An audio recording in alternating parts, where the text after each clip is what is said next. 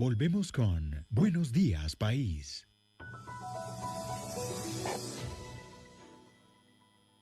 Buenos días a nuestro siguiente bloque de invitados, al doctor Germán Pinto Pérez, que ahora tenemos en línea, directamente de la República de Chile. Don Sebastián Fernández también, él se encuentra en estos momentos, entiendo, en Estados Unidos, pero es un hermano colombiano, politólogo, maestro educador, dirigente de maestrías también allá en el exterior y candidato a terciar como a candidato a la alcaldía en Ciénega, en la República de Colombia. Y nos acompaña también el economista, doctor, maestro Aquiles Herbas Parra, quien es un analista social que viene participando con distintas organizaciones en el país para analizar las propuestas que se deben plantear para crear el gran debate sobre el cambio de modelo productivo económico en el Ecuador, lo mismo que está debatiendo Chile, Colombia, Perú, Bolivia, que va a la saga del problema también. Lorena. También tenemos al profesor Germán Pinto Perry, él es doctor en Ciencias de la Administración de la Universidad de Santiago de Chile, magíster en Planificación y Gestión Tributaria y columnista de Diario Negocios Estrategia de Chile. Bien, ya tenemos a nuestros tres invitados. Perfecto, gracias por haber aceptado el diálogo. 3 minutos, cada uno participamos y rotamos los comentarios. Empezamos con el doctor Germán Pinto Perry. Buenos días, doctor Perry. ¿Cómo ha recibido la República de Chile la decisión del Congreso chileno de pedir la comparecencia del presidente Sebastián Piñera a el Congreso, a la Asamblea en Chile, para aclarar el tema relacionado con el caso de los Pandora Papers? Adelante, buenos días. Muy buenos días, Emilio. Un saludo a todos los panelistas y a todo el querido país de Ecuador. Bueno, realmente la situación en Chile es bastante particular porque estamos en un periodo eleccionario y la efervescencia política hace exacerbar los ánimos y cambiar el horizonte objetivo de las cosas que están realmente sucediendo. En el caso particular, si usted me pregunta de cómo toma la ciudadanía chilena el tema de los Pandora Papers, no es favorable. La población realmente le molesta una situación de que un presidente tenga inversiones en un paraíso tributario, pero en Chile el punto central, aparte de ese tema tributario, que después me puedo referir técnicamente, en el cual no hay ninguna contingencia, es el problema del negocio que se reveló que está invertido en esta empresa en un país tributario que está vinculado con una empresa minera, la cual, por la investidura del primer mandatario, podría, y pongo ahí la duda, haber beneficiado a su proyecto particular.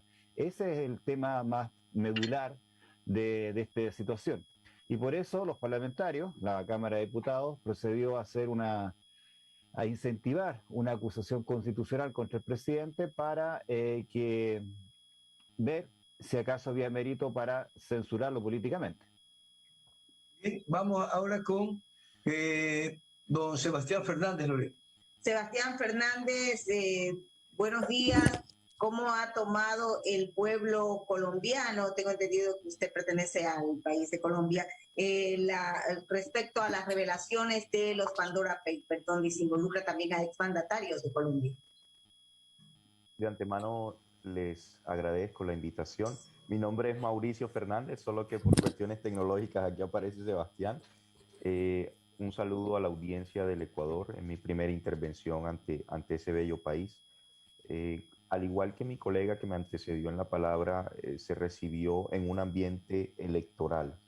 No nos olvidemos que en el 2022, en marzo, se celebran elecciones al Congreso y se celebran en abril las elecciones a presidente, a la presidencia de la República. Y la aparición de candidatos en ese listado de los Pandora Papers hace que influya la opinión pública y la tendencia del voto y afecte también a algunos nuevos candidatos. Con esto quiero decir que la aparición, por ejemplo, de expresidentes como César Gaviria, Andrés Pastrana, hace que el apoyo político de estos dos expresidentes frente a ciertos candidatos antes de ser una ventaja estratégica, se vuelva un lastre ante la opinión pública. Y eso ha afectado principalmente a un candidato del establecimiento que lo quieren presentar como independiente. Se llama Alejandro Gaviria. Hoy día está contando con la recolección de firmas para postularse a través de un movimiento independiente, pero el plan B era que si no conseguía las firmas, que si no despegaba su candidatura, el Partido Liberal lo iba a apoyar y lo iba a avalar.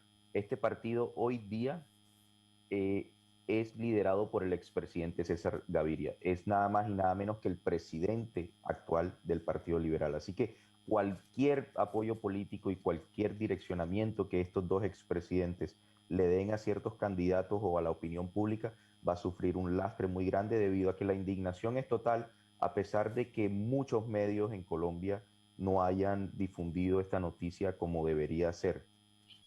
¿Qué acciones se están tomando por parte de los organismos encargados de la investigación, en este caso lo que tiene que ver Fiscalía o el Congreso en firme, ¿no? Es muy buena su pregunta porque somos un país que ha caído en una degradación de su clase dirigente tan baja que parece irónico y no es un chiste lo que voy a decir. El director del Instituto de Dirección de Impuestos y Aduanas Nacionales, llamado DIAN, Lisandro Junco, el director nacional tiene una empresa en Delaware, que es un paraíso fiscal en los Estados Unidos. Entonces, ¿con qué autoridad moral el encargado de revisar y de llevar a que todas estas personas que aparezcan en los Pandora Papers normalicen su situación tributaria, si esta misma persona está involucrada en ese escándalo? Entonces es lamentable también que esto esté ocurriendo y el presidente Iván Duque mandó una señal, un mensaje muy, muy errado a la nación, diciendo simplemente que tener una cuenta bancaria o tener empresas en el exterior no era delito alguno. Pero aquí no se está discutiendo si un colombiano, si un ecuatoriano, si un chileno tiene derecho, como lo tiene cualquier ser humano, de tener una cuenta o una empresa en el exterior. Aquí lo que se está discutiendo detrás de todo esto es la opacidad para la evasión de los impuestos mediante estas figuras jurídicas y estas empresas en sus respectivos países. Antes de ir a la pregunta con el doctor Germán Pinto, vamos a darle la bienvenida al economista Aquiles Herbas Parra en esta introducción. Primero, por ir marcando cómo está cada territorio de América Latina frente a esta investigación y denuncia de 600 periodistas del planeta que durante 2 años acumularon pruebas, videos, escritura, imágenes, todo que ha impactado lógicamente en los países que están señalados. Economista Aquiles Herbas, usted que está recorriendo el país y ha venido conversando con distintas organizaciones, ¿cómo han recibido aquí en nuestro país, en el resto del Ecuador, este informe que llega y que señala al presidente Lasso? Adelante.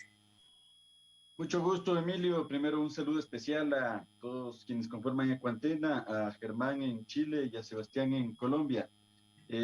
Pues me parece que en el contexto latinoamericano el impacto es similar, más sin embargo en el caso ecuatoriano el detalle característico es que el presidente de la República, que es quien encabeza la lista de ecuatorianos que podrían estar vinculados o están vinculados en estos Pandora Papers, era uno de los adalides o de los que ha levantado el discurso de alguna manera aparentemente moral contra la corrupción en un país que ha estado imbuido en fenómenos y escándalos de corrupción durante más de década y media. Obviamente la corrupción tiene mucho más tiempo atrás, pero de esta magnitud, ¿no? Supuestamente se había construido una noción de la corrupción pública como una especie de espacio natural de reproducción de la misma. Y repentinamente uno de los bastiones del presidente con el cual hacía una construcción crítica al modelo público anterior, dada su procedencia como banquero, su procedencia de mercado, era precisamente el discurso anticorrupción. Así que lo que sucede políticamente es que se queda sin ningún piso, absolutamente sin ningún piso, ¿no? Más adelante podemos analizar de qué manera esto repercute tanto a nivel de la construcción del proyecto país, segundo, de su visión dolosa o no, es decir, la cuestión jurídica, que no, o sea, aprovechando la pregunta anterior, no se ha hecho ningún esfuerzo para ni siquiera investigar o preguntar el envío de esta documentación a las entidades investigativas respectivas.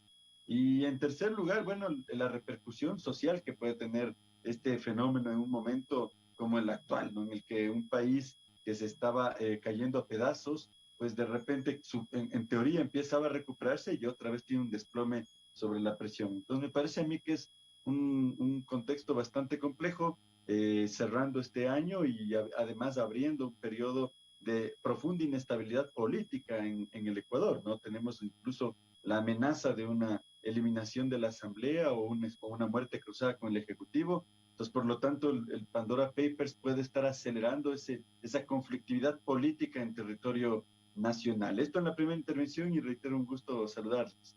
Qué bien, bueno, ahí nos vamos orientando con el criterio de ustedes, Lorena. Vamos a la segunda inquietud que está detrás de este tema de los Pandora Papers. El profesor Germán Pinto, la Fiscalía de Chile informó que este viernes 8 de octubre se realizará la apertura de una investigación de oficio contra el presidente del país, Sebastián Piñera.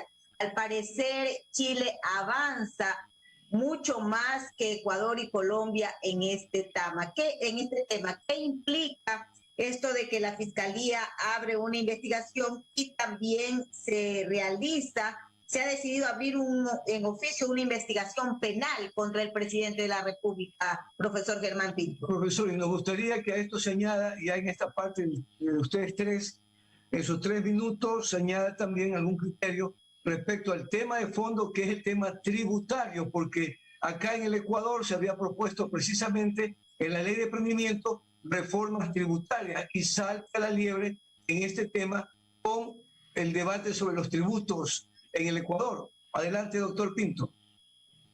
Bien, precisamente hay que ver el contexto, cómo se desarrolla esto, porque en el año 2017 la Fiscalía, el Ministerio Público que se llama, hizo una investigación al presidente por las inversiones que tenía en paraísos tributarios y salió sobreseído. No se encontró ningún tema fuera de la ley de lo que él tenía.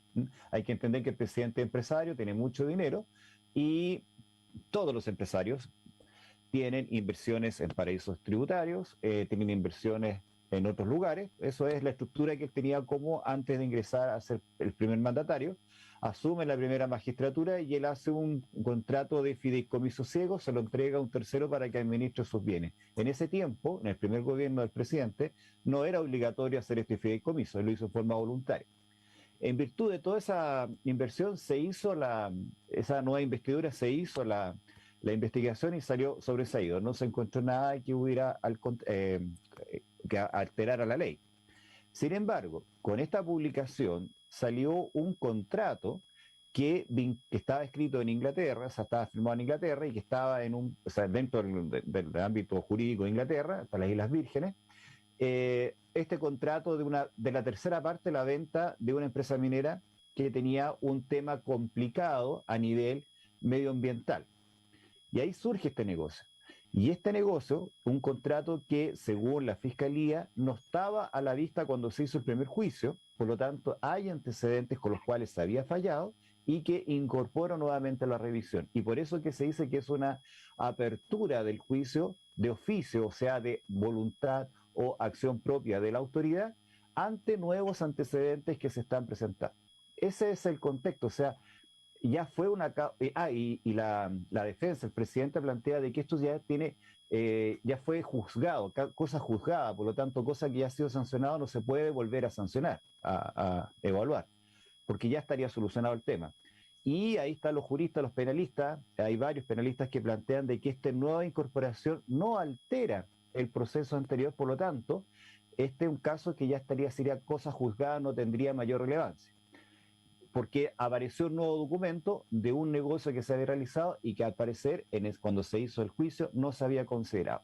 Ese es el contexto y por eso que se le pide al presidente que vaya a dar cuenta de esta situación. Ahora, ¿de qué le van a preguntar al presidente? ¿Qué le van a preguntar? Le van a preguntar de que él como presidente autorizó una construcción en un sector costero de una empresa minera en la cual él tenía intereses, que es un tema medioambiental, o le van a preguntar del tema tributario. Si es del tema tributario, le puedo afirmar que dentro de la legislación chilena, en el año 2010, porque esto fue negocio en 2010, no está prohibido invertir en países con beneficio fiscal.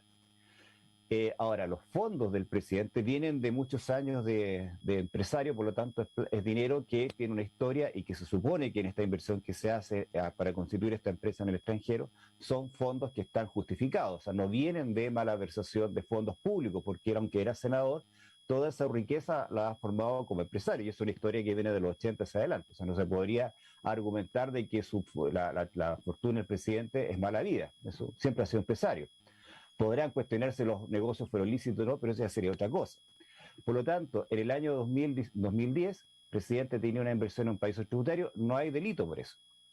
Hoy en día, en Chile, a partir del año 2016, estas empresas que están en paraísos tributarios, obligatoriamente en Chile tienen que tributar sus utilidades. Es decir, si forma alguien una empresa en un paraíso tributario y gana dinero, aunque no lo interne, tiene que pagar impuestos en Chile. Eso, el artículo 41G de la Ley de Impuestos a la Renta establece que las rentas pasivas tienen que pagar impuestos en Chile, aunque no sean internados. Por lo tanto, ya el beneficio de los paraísos tributarios en Chile ya no es tal a partir del año 2016. Esta inversión que hizo el presidente fue en el año 2010. Según lo que ha dicho públicamente, esa utilidad en el año 2010 no necesitaba tributar en Chile si no era internada. Pues bien, ¿qué es lo que hicieron ellos? La internaron y pagaron los impuestos en Chile. Eso no lo sé, eso es lo que ha dicho él. Yo no tengo antecedentes para decir que sí o no, pero es lo que ha dicho que, por lo tanto, esa utilidad ya tributó en Chile en el año 2010. Que sea verdadero o que sea cierto, no sé. Yo solamente digo lo que él planteó, que la internó y hizo el hecho grabado para que tributara en el año 2010. Y complemento lo que estoy diciendo y reafirmo, hoy día en Chile, a partir de 2016, existe la legislación de que los paraísos tributarios tienen que pagar en Chile por la utilidad que generan el carácter de vengado. Entonces el tema queda exclusivamente en el debate sobre la relación con esa empresa del sector minero, doctor. El tema sería si realmente la decisión de que el Poder Ejecutivo, porque no es decisión del presidente, es del Poder Ejecutivo, por lo tanto un consejo de ministros en el cual hay un representante del presidente, si hubiera influido realmente en esa autorización. Profesor Pero, la directora anticorrupción de la Fiscalía Nacional, Marta Herrera, estamos leyendo aquí, dice que entre los delitos que se indagarán están cohecho, soborno y tributarios.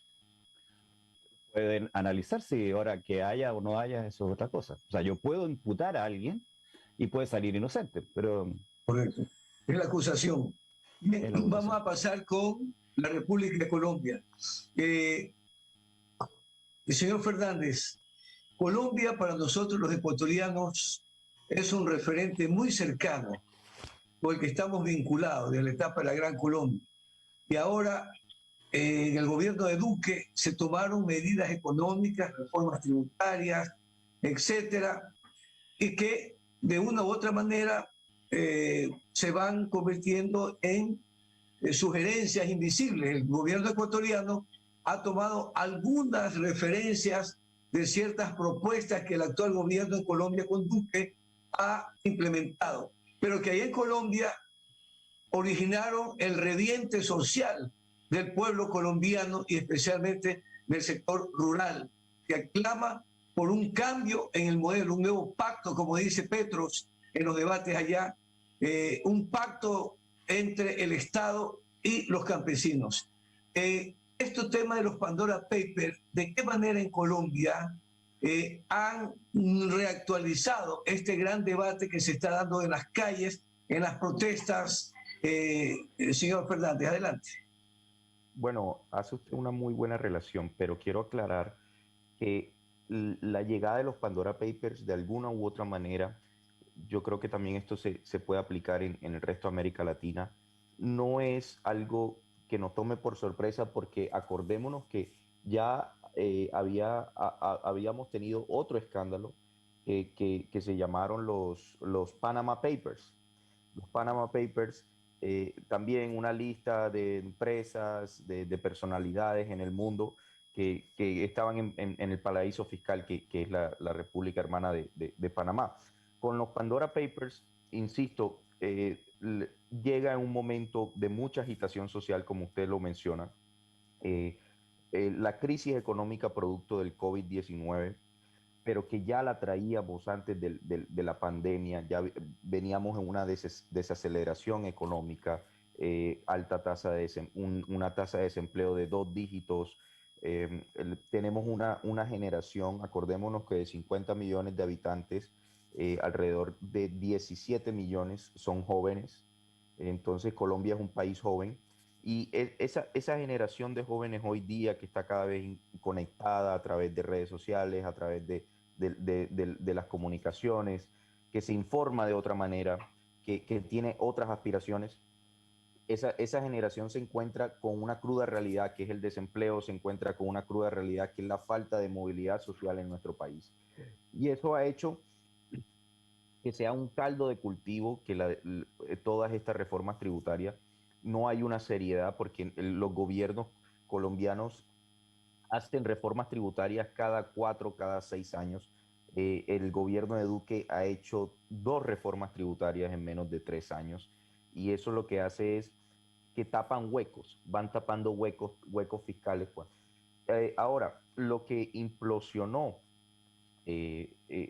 frente a la última propuesta de reforma tributaria del presidente Iván Duque fue que la clase media y la clase trabajadora se le aumentara lo que aquí llamamos el IVA, el impuesto de valor agregado, que es del 19% para cualquier producto, y que se extendiera a la canasta familiar. Nosotros tenemos una lista de productos como la leche, el huevo, que no tienen ese impuesto. Y obviamente es para proteger a la clase más desfavorecida de Colombia, pero lo que se le planteaba era agregar ese impuesto a la leche, agregar ese impuesto del 19% a esa canasta familiar que no tiene impuestos, y eso lo que hizo fue sacar la ira de muchos colombianos que frente al estado de vulneración en el que están, veían como injusta esa medida del gobierno de Iván Duque.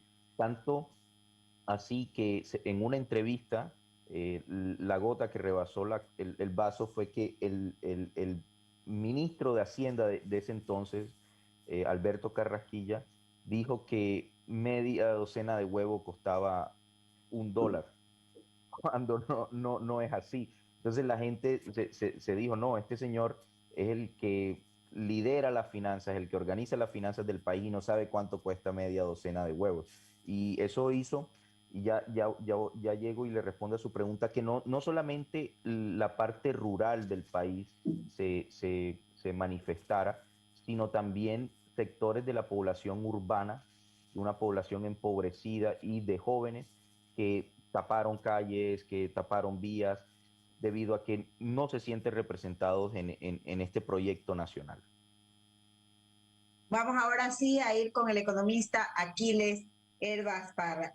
El debate sobre Pandora Papers provocó cierta tensión o roces entre el oficialismo, el correísmo y Pachacuti.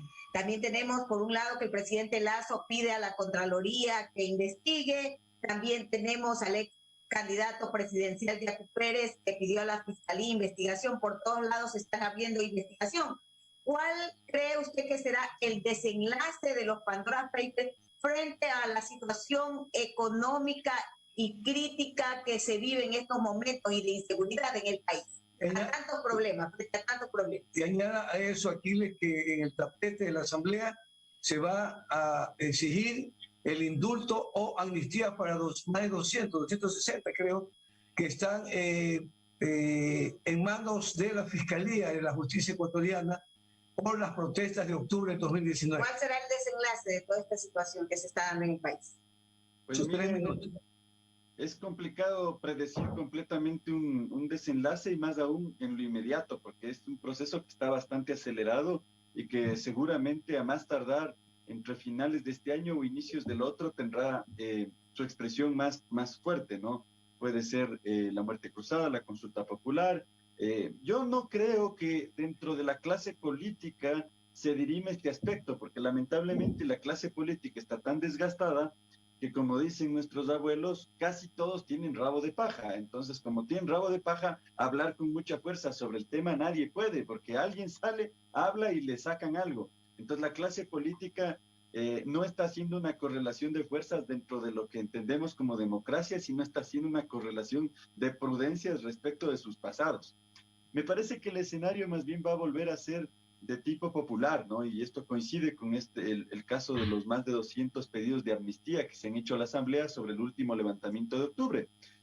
Considero que los Pandora Papers tienen 3 dimensiones que son, tenemos que analizarlas de forma muy sintética, ¿no? No lo vamos a hacer muy ampliamente.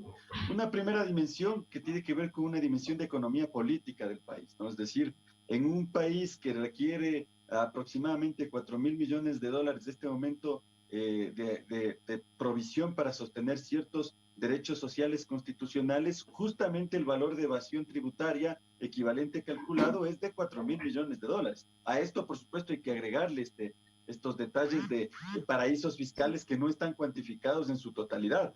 Incluso con esto, con el tiempo seguirán saliendo, porque esto es una investigación desde los años 70, son 2 terabytes.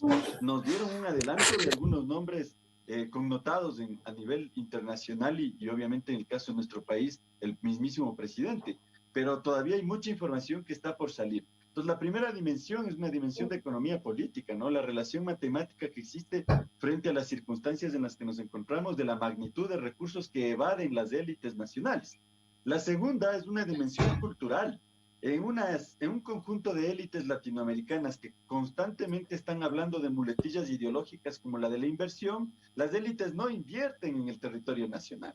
Las élites o guardan dinero para especularlo en las bolsas de valores, para tenerlo sostenido en paraísos fiscales y no pagar impuestos, es decir, ver la cifra constantemente, porque tampoco están jugándose en actos de inversión financiera internacional siempre, sino muchas veces la tienen guardada para que otros la terminen prestando internacionalmente y ganan la tasa de interés pasiva de estos lugares.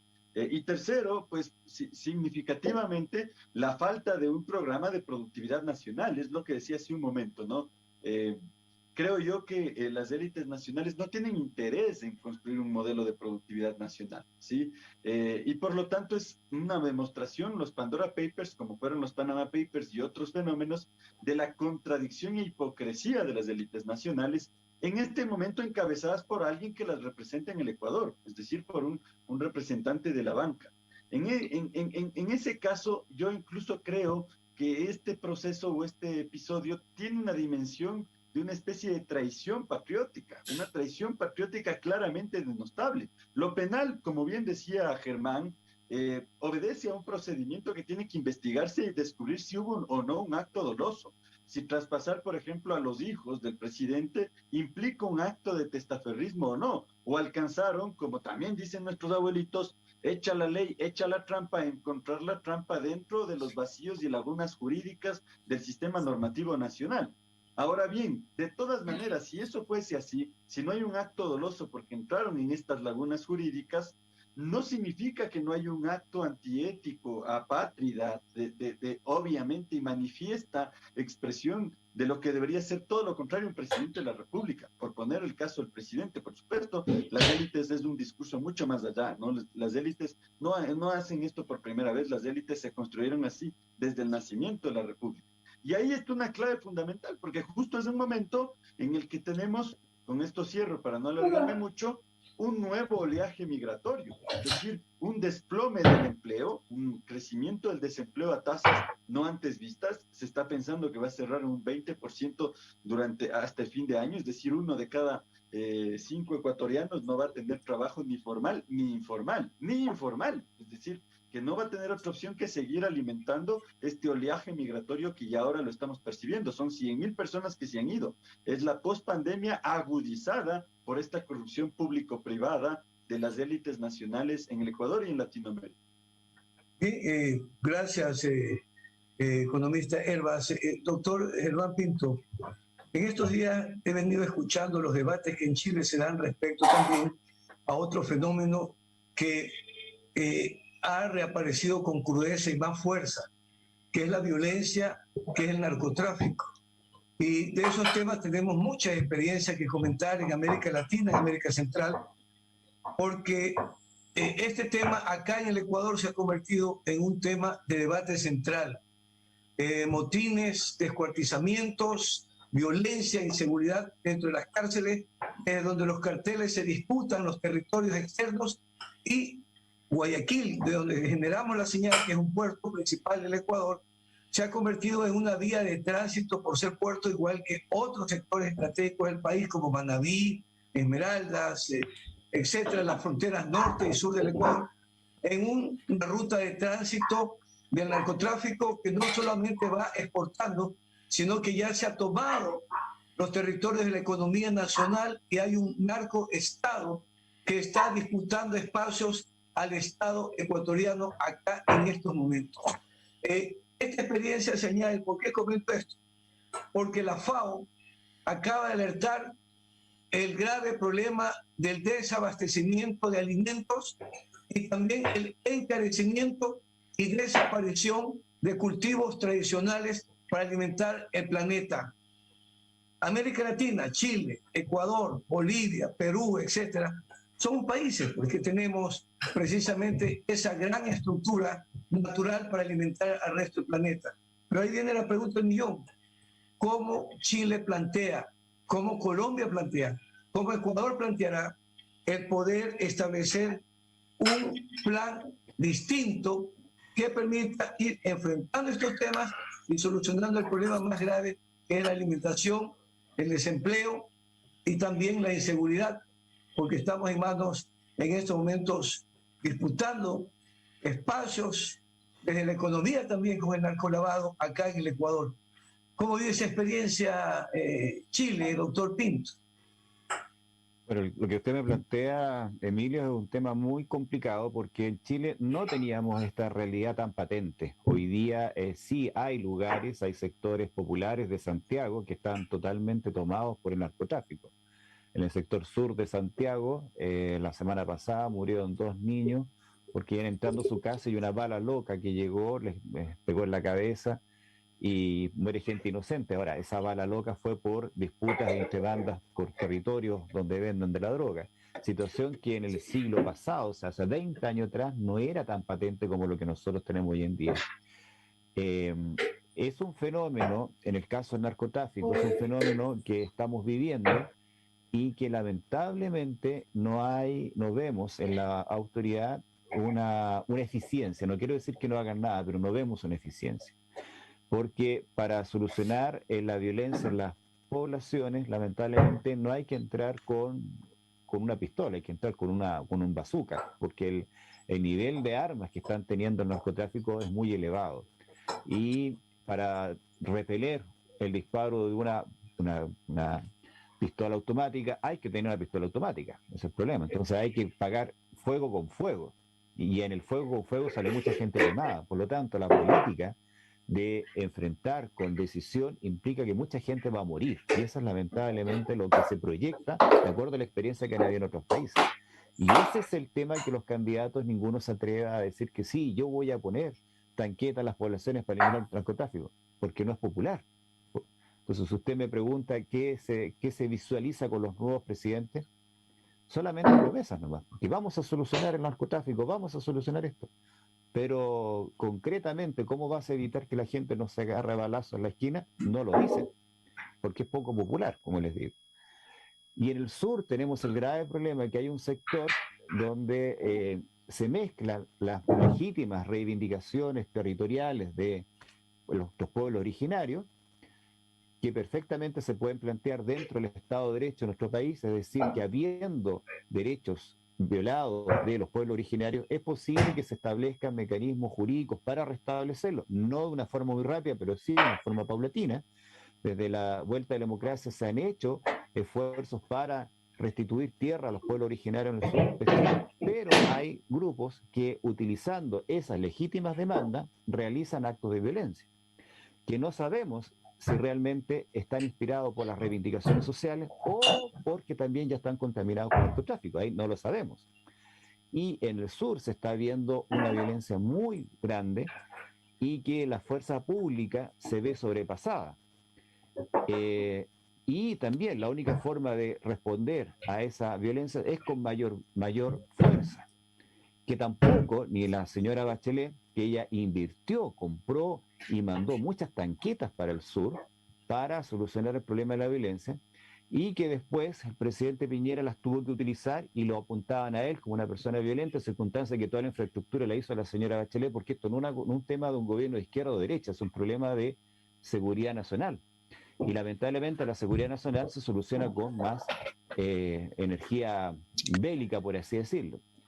Y por lo tanto, en el sur, pese a toda la estructura jurídica que se está tratando de utilizar, se está combatiendo con elementos que no respetan las leyes y que siguen aplicando la violencia. Son grupos pequeños, pero yo siempre digo que hayan 10 millones de personas, con una persona con un revólver puede matar a muchos, y ese es el daño. Entonces, que sean pocos, que sean muchos, hay una violencia. Y también en el sur ese nivel de violencia a nivel de los futuros, o sea, los candidatos presidenciales, todos tienen un discurso bastante político, porque lamentablemente yo no sé por qué tanto leemos los programas políticos de los candidatos, porque solamente son declaraciones. Después, cuando son presidentes, hacen lo que pueden, realmente hacen lo que pueden. Son muy políticos y ya hablan en el sentido de que se va a restablecer y se va a escuchar, pero cuando el otro lado no quiere escuchar y solamente tiene una actitud violenta, son pocas las alternativas que pueden tener. Por lo tanto, si usted me pregunta qué visión, desde mi punto de vista, porque la población al ver un daño, obviamente se siente, pero desde un punto de vista de mi visión, lo veo bastante inestable, y la violencia, no veo soluciones que sean eficientes, que pudieran proyectar un resultado satisfactorio. Vamos con Mauricio Fernández. Si bien es cierto, el presidente Iván Duque no sale salpicado en estas revelaciones de los Pandora Papers, es cierto que 588 colombianos, entre ellos embajadores, ministros, expresidentes y funcionarios del gobierno, sí salen. ¿Cuál es el escenario político que en estos momentos se vive en Colombia y cuál es el talón de Aquiles del presidente Iván Duque frente a los Pandora Papers y a otros problemas que tiene Colombia? Bueno, las declaraciones del presidente Iván Duque, como ya lo he mencionado, fueron malinterpretadas y fueron mal recibidas ante la opinión pública. Un presidente no puede decirle ese mensaje a los colombianos de que es válido tener cuentas en el exterior, de que es válido tener cuentas en paraísos fiscales. Eso para la cultura nacional, para el mensaje que un dirigente político, que un estadista de la talla de un presidente debe mandar a su nación, es impresentable. Este escándalo lo que hace es todavía exacerbar los ánimos y ese desgaste de la clase dirigente frente a la opinión pública nacional y frente al pueblo colombiano. Las encuestas de popularidad reflejan que Iván Duque solamente tiene un 25% de aceptación ante la opinión pública, es decir, es uno de los presidentes más impopulares de la historia, 75% y casi llegando al 80% de desfavorabilidad a su imagen. Y lo que hay en este momento frente a la clase política tradicional es como una especie de estancamiento. El país no sale de ese letargo precisamente porque estamos esperando que se acabe el año del presidente Iván Duque. Le resta un año. Entonces, todos los proyectos de país, todos los proyectos de reformas que tanto la oposición o como la clase dirigente pretende plantear o pretende realizar para atender pues, el desempleo, para atender la vacunación del COVID-19. Somos un país que comenzó a vacunar muy tarde, que no ha vacunado la mayor parte de su población, y eso impide también que se reactive económicamente pues, la matriz productiva, etcétera, etcétera. Entonces, lo que hay es un estancamiento, una baja popularidad del presidente, que lo sigue hundiendo más y que como consecuencia política tiene una respuesta en las siguientes elecciones del Congreso de la República. el partido de gobierno, el Centro Democrático, fundado por el expresidente Álvaro Uribe, y creo que en este contexto también tenemos que ver esa figura. El expresidente Álvaro Uribe ha sido el político más popular del siglo XXI en Colombia. Ha dejado dos sucesores, a Juan Manuel Santos y a Iván Duque. Entonces, él es el poder detrás del poder, ¿sí? También está en una etapa decadente de su legado político. Está en una etapa en donde su imagen desfavorable también llega a niveles del 75%, y eso le va a cobrar una factura en las próximas elecciones.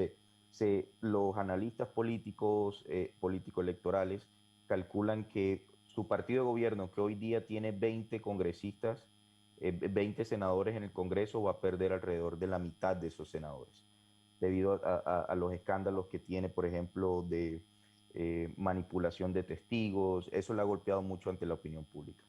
Y el candidato del partido de gobierno frente a las elecciones presidenciales es un candidato que, como dicen coloquialmente en Colombia, es un candidato que ya está quemado. Está quemado porque nadie ve cómo una propuesta del Centro Democrático, como una propuesta del partido que hoy gobierna, puede ser beneficiosa para Colombia en un estado de indefensión, de crisis como está el país. ¿Qué candidato, qué partido va adelante en las encuestas en Colombia? Le pregunto esto porque se está debatiendo también dentro de las candidaturas presidenciales el tema fundamental en Colombia que nos acerca a la pregunta del narcotráfico. ¿Qué están planteando los candidatos para reemplazar los cultivos de hojas de coca allá en departamentos como Nariño, zonas que están tomadas por las grandes empresas que les ofertan y les pagan muy bien? ¿Cómo van a lograr atraer al campesinado, a los agricultores para un gran plan distinto y de esa manera sacarlos de manos de los grandes carteles?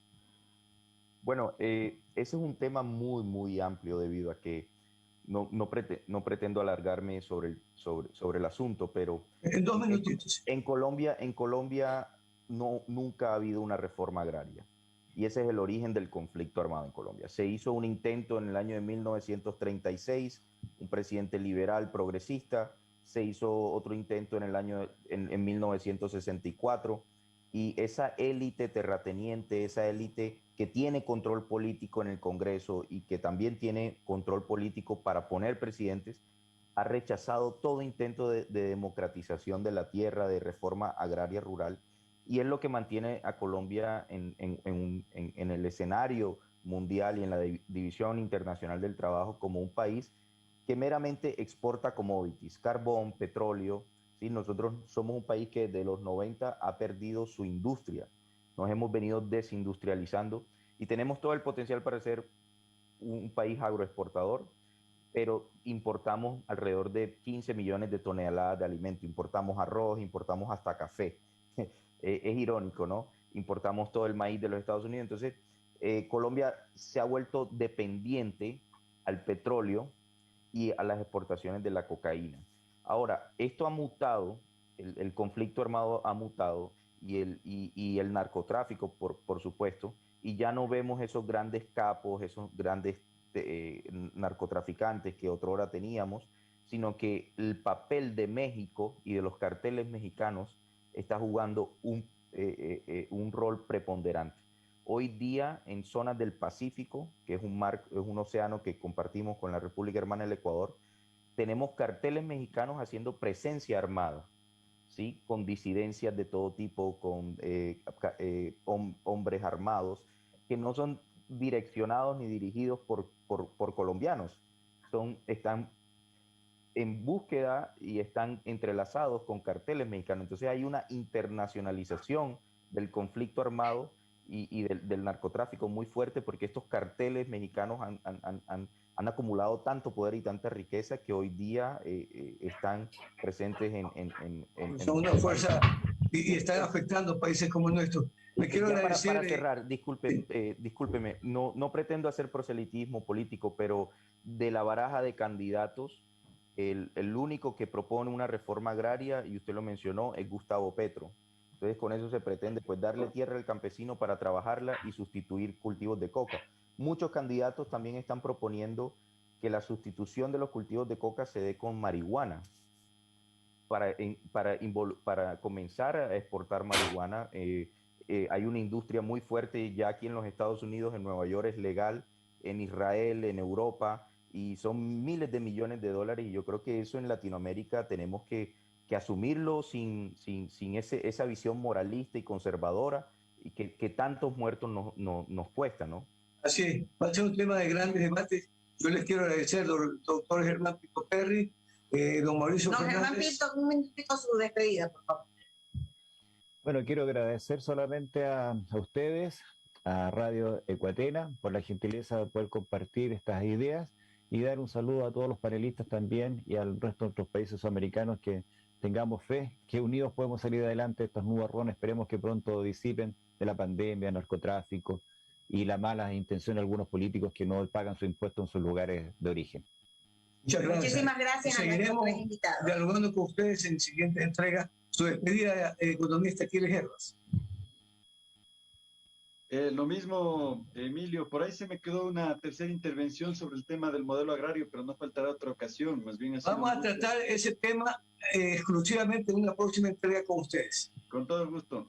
Ha sido un gusto más bien compartir con Germán, con Mauricio, una realidad que aparentemente es muy diferente, pero tiene demasiados elementos en común, ¿no? Una circunstancia que atraviesa una región que desde hace 500 años comparte los mismos dolores. Un saludo especial a Ecuatena y a ustedes, por supuesto, en cada uno de sus hogares, quienes nos han escuchado el día de hoy. Muchísimas gracias. Vamos a hacer una pausa. Emilio, hemos llegado a la parte final, ya hemos llegado a la parte final, nos despedimos de ustedes, amigos. Pero tenemos una cuña pendiente. Sí, será el día de mañana a partir de las 7 de la mañana, y después de la despedida y poner la cuña adelante, segundo. Muchas gracias, buenos días y hasta mañana. Usted está escuchando Buenos Días País.